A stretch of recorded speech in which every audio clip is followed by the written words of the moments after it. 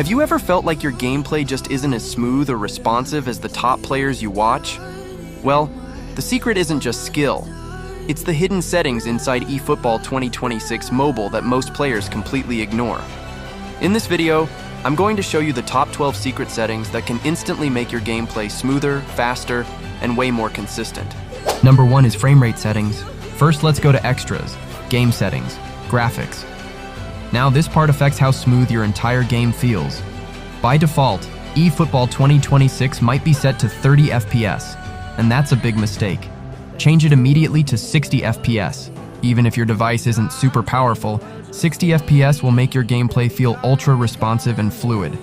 Player movements become more natural, passing timing improves, and everything just feels smoother. Trust me, it's one of the easiest but most effective changes you can make. Number 2 is graphics quality. This depends on how powerful your device is. If you're using a mid-range or older phone, set it to low or medium to avoid frame drops or overheating. If you're on a flagship device, you can safely go for high graphics. Now here's the trick. In efootball 2026, the difference between low and high graphics isn't that huge, unlike in older versions. So it's smarter to pick performance over visuals. Remember, smooth gameplay wins matches, not shiny grass. Number 3 is stadium graphics. While you're still in graphics settings, look for stadium graphics. Set this to low unless you're recording gameplay for highlights or YouTube. Why? Because it eats up performance. Lowering this keeps the temperature down and reduces lag spikes, especially in online matches where every millisecond counts. This is an example of low graphics. Notice how the textures and lighting are simpler, but the game runs much smoother. Now look at this. Here's high graphics. It looks more detailed, but your device may lag or drain battery faster. That's why I recommend playing on medium graphics for a perfect balance. Number 4 is control type. Now let's move to control type. There are 2 main ones, virtual pad and touch and flick. Touch and flick looks fancy, but unless you've mastered it, stick to virtual pad. It's way more stable, and it gives you consistent control in tight situations. Most top players, even pros, prefer the virtual pad setup. Number 5 is directional stick type. There are 3 options: move type, off type, and fixed type. I recommend using fixed type. Why? Because it keeps your thumb position consistent, which means you'll make more accurate dribbles and movements, especially under pressure.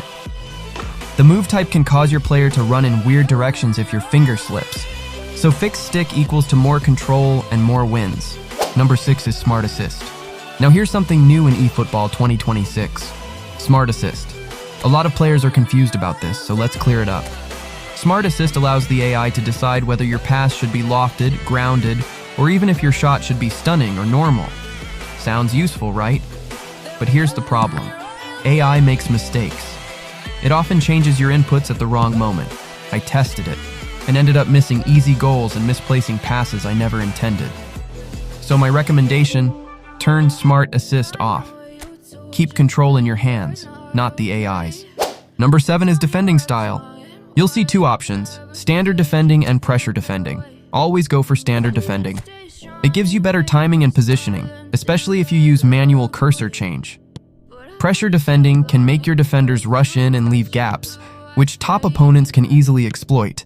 So use standard defending and rely on timing and positioning instead of button spam. Number 8 is cursor change. This setting decides how quickly and accurately you can switch players during defense, and if you're not using the right one, you'll always feel one step behind your opponent. When you open the play settings, you'll find 3 options: manual, assisted, and semi-assisted. Manual gives you complete control. You decide exactly when to switch players and to whom.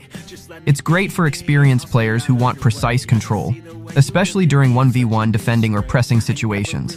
Assisted, on the other hand, lets the AI help you. The game automatically changes the cursor to the player closest to the ball.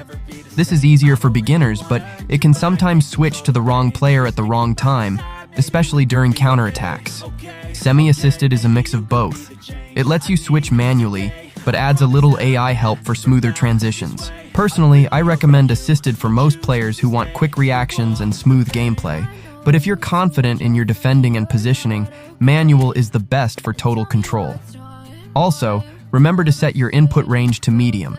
It gives a perfect balance between accuracy and responsiveness. Number 9 is camera angle. The camera you choose doesn't just affect how the game looks, it affects how well you can pass, defend, and position your players.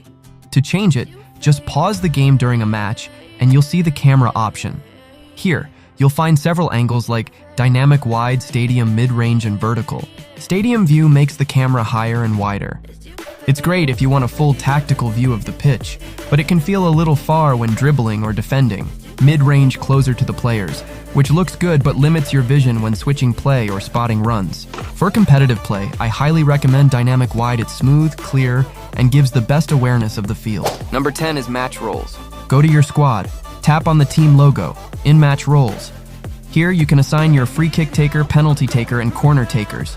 Make sure to select your 3 best headers for join the attack. This actually increases your chance of scoring from corners. Most players don't know this, but those who do score way more often on set pieces. Number 11 is automatic match support. Now, in automatic match support, you'll find the offside trap option. You can turn it on if you have quick reflexes and strong defenders, but be careful, one mistimed trap and your opponent will get a free run on goal. So I recommend keeping it off unless you're confident with manual defending. Attack and defense level support. This decides whether your team's attack or defense level changes automatically during the match, like when you score or concede.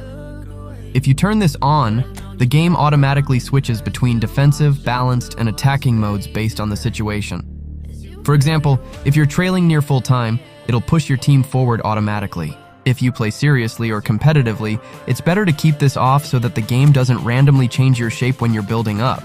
But for casual play or beginners, keeping it on is fine. It helps maintain pressure automatically. Next is auto substitution, which decides how early or late the AI makes subs when your players are tired. You'll see 4 options here. Very early. The AI will make changes quickly, even before your players are completely exhausted. Flexible balances stamina and performance. Subs are made at reasonable times. Very late. Waits until players are completely worn out before changing. If you play manual and competitive matches, choose off, because the AI sometimes substitutes your key players when you need them most. But if you're playing relaxed, flexible works perfectly.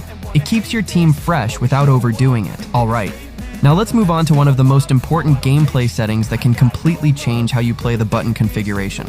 Go to Settings, Game Controls, Button Configuration. This is where you can customize your entire control layout, where each button is placed, how big they are, and how comfortable they feel for your fingers. A lot of players never touch this menu, and that's a big mistake. Tap Customize, then drag and resize your buttons. Keep the right side buttons tighter for faster movement between pass and shot. This can genuinely make your attacks smoother. Lastly, check button opacity. Keep it around 60–70%. Not too transparent, not too solid. That way, you can still see your player movements clearly without the buttons feeling heavy on screen. Number 12 is Badges and Player Profile. Go to User Info. Badges.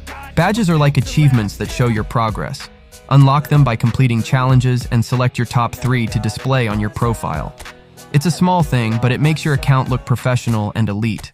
And remember, more eFootball 2026 mobile guides are on the way, so stay tuned. Thanks for watching, and I'll see you in the next one.